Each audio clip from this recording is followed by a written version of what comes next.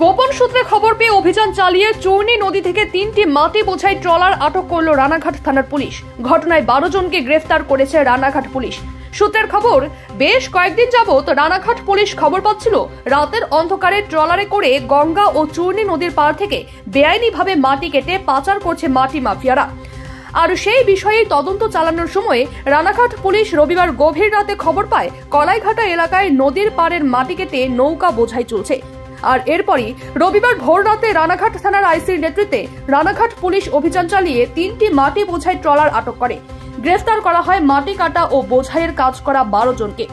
রবিবারে ধৃতদের রানাঘাট আদালতে পাঠিয়েছে পুলিশ। রবিবার এই প্রসঙ্গে আনুমানিক সকাল 11:30 নাগাদ রানাঘাট পুলিশ জেলার অ্যাডিশনাল এসপি লালটু হালদার বলেন, আজকের ভোরবেলা রানাঘাট থানার পুলিশ অফিসার 12 জন ব্যক্তিকে অ্যারেস্ট করে। এদের বিরুদ্ধে অভিযোগ এটাই যে এরা অবৈধভাবে আমাদের চূর্ণী রিভার থেকে স্যান্ড মানে অ্যাকচুয়ালি হোয়াইট স্যান্ড যেটা সাদা বালি রিভার বেড থেকে অবৈধভাবে খনন করছিল। ঠিক সেই মুহূর্তে খবর পেয়ে আমাদের রানাঘাট থানার অফিসার এদেরকে 12 জনকে গ্রেপ্তার করে এবং তাদের যে 3টে যে নৌকা ছিল সেই নৌকাটা সিজ করে। সমস্যা যেটা হচ্ছিল যে এই সমস্ত যারা অসাধু ব্যবসায়ী যারা আছে এইভাবে অবৈধভাবে নদীর গর্ভ থেকে বালি খুঁড়ে নেওয়ার দরুন দেখা যাচ্ছে যে নদীর স্বাভাবিক যে গতিপথ আছে সেই গতিপথটার ক্যারেক্টারটা চেঞ্জ হয়ে যাচ্ছে। এতে করে যেটা প্রতি বছর দেখা যায় বর্ষাকালে এই যে নদী ভাঙন যেটা দেখা যায় নদীর পাড়ে সাধারণ মানুষ যাদের বিষয় সম্পত্তি আছে, কৃষি জমি আছে, সেগুলো হচ্ছে মানে নদীর ভাঙনের কারণে তারা ক্ষতিগ্রস্ত হচ্ছে। তো এই জন্য এই সমস্ত ব্যাপারগুলো একটু প্রশাসন এখন তো যেহেতু ল অ্যান্ড অর্ডারটা একটু স্বাভাবিক আছে, ফেস্টিভ সিজন যেহেতু সব কিছু কমপ্লিট হয়ে গিয়েছে, এখন এই যে ব্যাপারগুলো আছে যে মাটি যারা অবৈধভাবে তুলছে বা রিভার বেড থেকে যারা অবৈধভাবে যারা যেটা হোয়াইট স্যান্ড যেটা সাদা বালি এরা অবৈধভাবে খনন করে বিভিন্ন স্থানীয় ইট ভাটাতে এরা সাপ্লাই দিচ্ছে। তো এতে করে মানে সাধারণ মানুষ যারা চাষবাস তাদের বাড়ি ঘরদোর যেভাবে প্রতি বছর ক্ষতিগ্রস্ত হচ্ছে, এই দিকে এখন রানাঘাট পুলিশ জেলার সমস্ত থানা সতর্ক নজর রাখছে। যারাই এইসব কাজে জড়িত থাকবেন বা আছেন তাদেরকে প্রত্যেকের বিরুদ্ধে ব্যবস্থা নেওয়া হবে।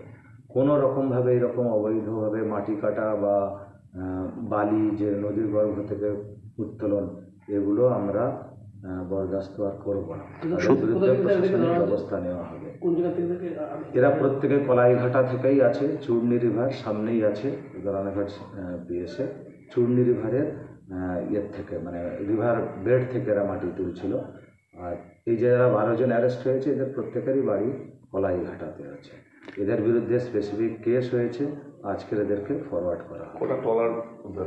ট্রলার নয়, এটা 3টে আর কি মোটর বোর্ড আছে, সেই মোটর বোর্ডে রিভার বেড থেকে ওরা খনন করেছিল বালি। বিভিন্ন জায়গাতে তো মাটি এমনি ট্রাক্টরে করেও পাচার হচ্ছে বা কাটা হচ্ছে। অলরেডি আমরা এর আগে পদক্ষেপ নিয়েছি। রানাঘাট থানা এখনো পর্যন্ত 4টে ট্রাক্টর সিজ করে রেখেছে এবং তারা সেই রকম কোনো রকম ভ্যালিড পেপার দেখাতে পারেনি। সেখানেও একটা আমরা তাদের বিরুদ্ধে প্রশাসনিক স্টেপ বা স্পেসিফিক কেস আমরা তাদের বিরুদ্ধে আমরা রেজিস্টার করতে চলেছি। একটা যেটা গুরুত্বপূর্ণ প্রশ্ন সেটা হচ্ছে মাটি বা বালি যাই কাটছিল এটা নিয়ে যাওয়া হচ্ছিল কোথায় এবং এটার প্রসেসিংটা কীভাবে? হ্যাঁ, এটা মেনলি দেখুন স্থানীয় যারা ব্যবসায়ী থাকে তাদের সাথে বিভিন্ন ইট ভাটা যেগুলো থাকে, ইট ভাটার যারা মালিক তাদের সঙ্গে একটা মানে অশুভ আঁতাত থাকে। তো ইট ভাটার মালিকরা করে কি তাদের বালির দরকার হয়, তারা এই সমস্ত যারা অবৈধভাবে বালির ব্যবসায়ী আছে তাদের সঙ্গে যোগাযোগ থাকে, পয়সার বিনিময়েই হয়তো করে। কিন্তু এই যারা বালি খুঁড়ছিল এরা তো কোনো রকম বৈধ কাগজপত্র থাকেই না বা কোনো রকম হচ্ছে রয়্যালটি মাটির জন্য এরকম বিএলআর অফিস থেকে এসবের কোনো আজ পর্যন্ত দেখিনি, যে কবার আমরা তাকে ধরেছি।